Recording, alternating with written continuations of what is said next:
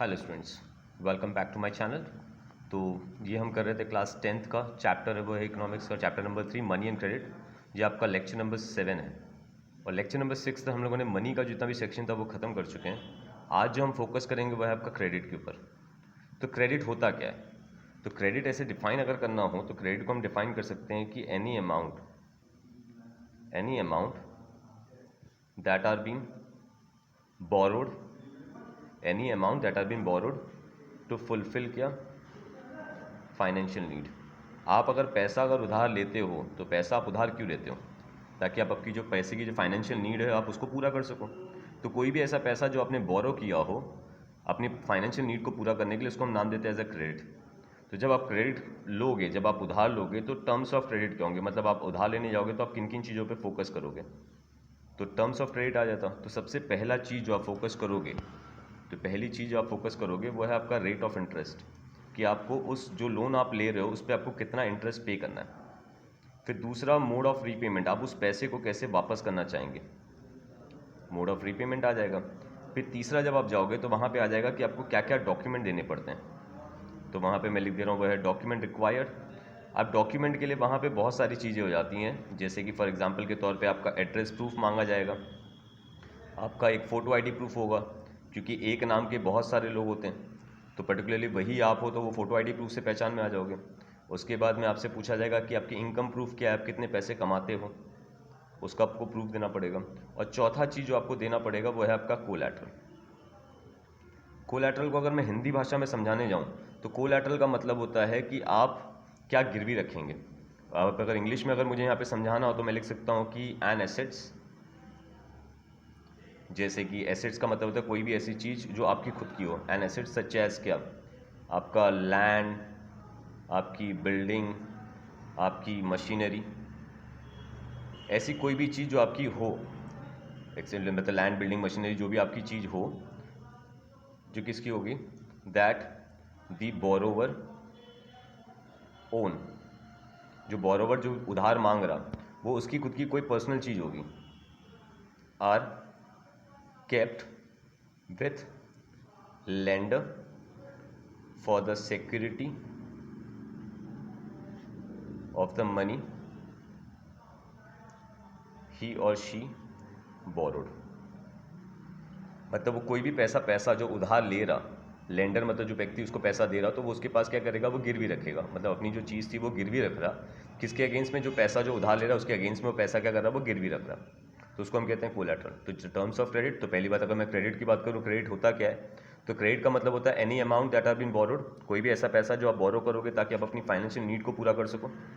Terms of credit की बात करें तो रेट ऑफ इंटरेस्ट क्या देना पड़ेगा, मोड ऑफ रीपेमेंट क्या होगा, डॉक्यूमेंट आपको क्या क्या देने होंगे, और कोलैटरल मतलब आप गिरवी क्या रखोगे। तो इसको कहते हैं आपका terms of credit. I hope कि आपको इतना सेक्शन समझ में आ गया होगा। अब इसके बाद जब हम बात करते हैं तो वो आ जाता है आपका सोर्स ऑफ क्रेडिट, कि आप उधार कहाँ से लेंगे। तो उधार लेने के अलग अलग जरिए होते हैं। फॉर एग्जाम्पल के तौर पे आप किसी बैंक के पास जाएंगे, एंड कोऑपरेटिव। अब ये कोऑपरेटिव क्या होता है मैं आपको अभी नहीं समझाऊंगा, जब आप चैप्टर के लास्ट के एंड में पहुंचोगे तब आ जाओगे। जब आप चैप्टर के एंड में आओगे तो मैं आपको कोऑपरेटिव का मीनिंग समझा दूंगा। कोऑपरेटिव होता है क्या, अभी सिर्फ समझ में रखना इतना कि जब आप बैंक या कोऑपरेटिव से लोन लेने जाओगे, या तो दूसरा तरीका है कि आप अपने किसी फ्रेंड से लोन लेने जाओ, या आप अपने किसी रिलेटिव से लोन ले रहे हो, या आप किसी मनी लेंडर से लोन ले रहे हो। ठीक, तो ये सारे लोग आ जाएंगे। अब बैंक और कोऑपरेटिव होता है वो किसके पास मतलब वो आरबीआई के अंडर काम करता है। मतलब वहाँ पे यहाँ पे क्या होगा, आपका गवर्नमेंट कंट्रोल होगा। और जो फ्रेंड्स और रिलेटिव होते हैं यहाँ पे गवर्नमेंट कंट्रोल आपका नहीं होता। ठीक, यहाँ पे जो क्योंकि गवर्नमेंट कंट्रोल है तो हम लोगों ने पढ़ा है कि पब्लिक सेक्टर में गवर्नमेंट का काम होता है कि वो कम से कम पैसे में सर्विस प्रोवाइड करते हैं। मतलब यहाँ पे जो रेट ऑफ इंटरेस्ट होगा वो लो होगा, और यहाँ पे जो रेट ऑफ इंटरेस्ट होगा वो क्या होगा, वो ज़्यादा होगा, क्योंकि वो आदमी क्या है कि अपने मुताबिक जो है वो इंटरेस्ट चार्ज करेगा। ठीक, अब यहाँ पे क्या है कि जब आप लोन लेने जाओगे तो जो बोरोवर होगा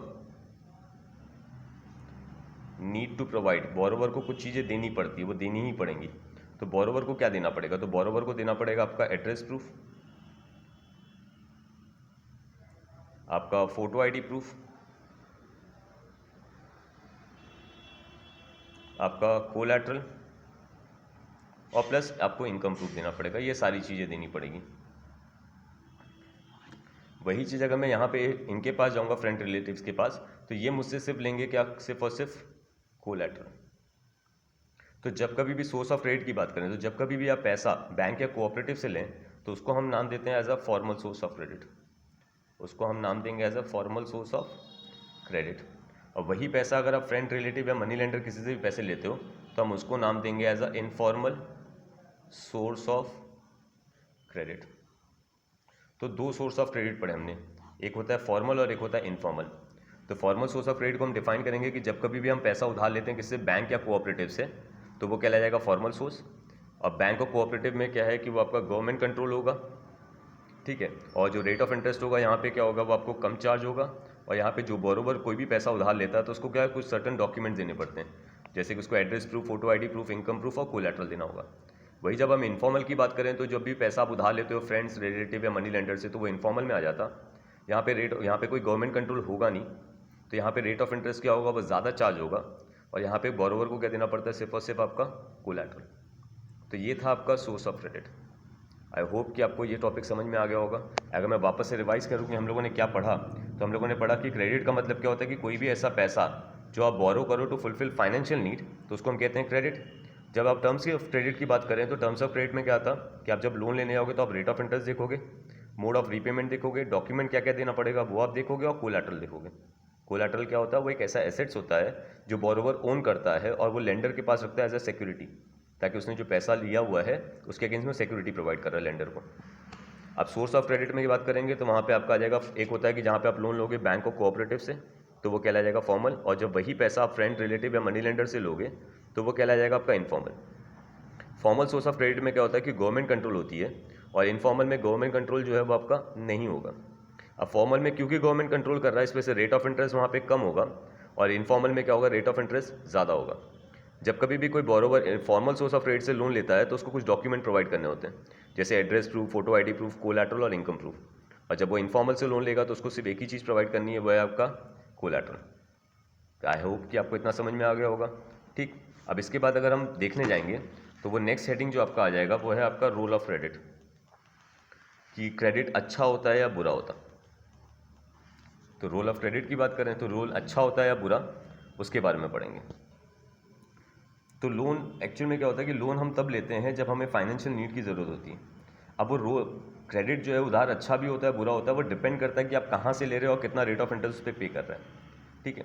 जैसे फॉर एग्जांपल के तौर पे अगर आप चीप एंड अफोर्डेबल क्रेडिट लो,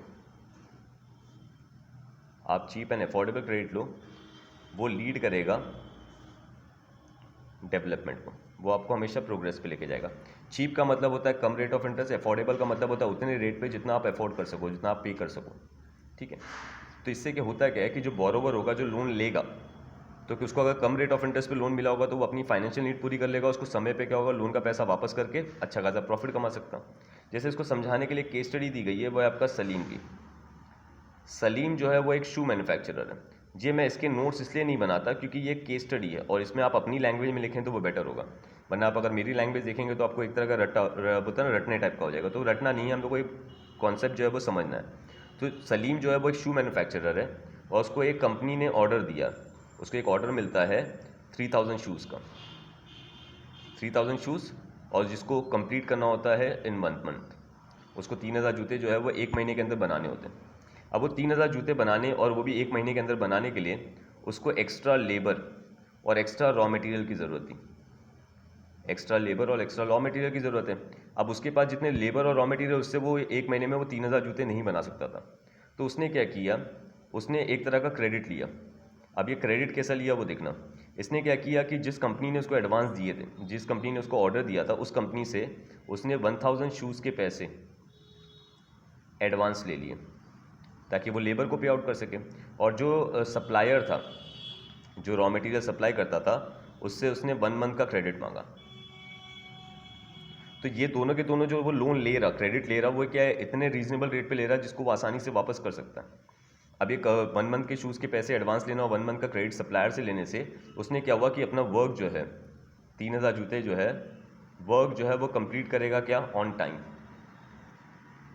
वो वर्क क्या कर रहा है, ऑन टाइम कंप्लीट कर रहा, जिसकी वजह से वो हाई प्रॉफिट अर्न करेगा। तो अब अगर मैं सलीम को जाके पूछूं कि रोल क्रेडिट अच्छा होता है या बुरा, तो सलीम को अगर मैं पूछूं क्रेडिट अच्छा होता है या बुरा, तो वो हमेशा कहेगा कि क्रेडिट क्या होता है, वो हमेशा अच्छा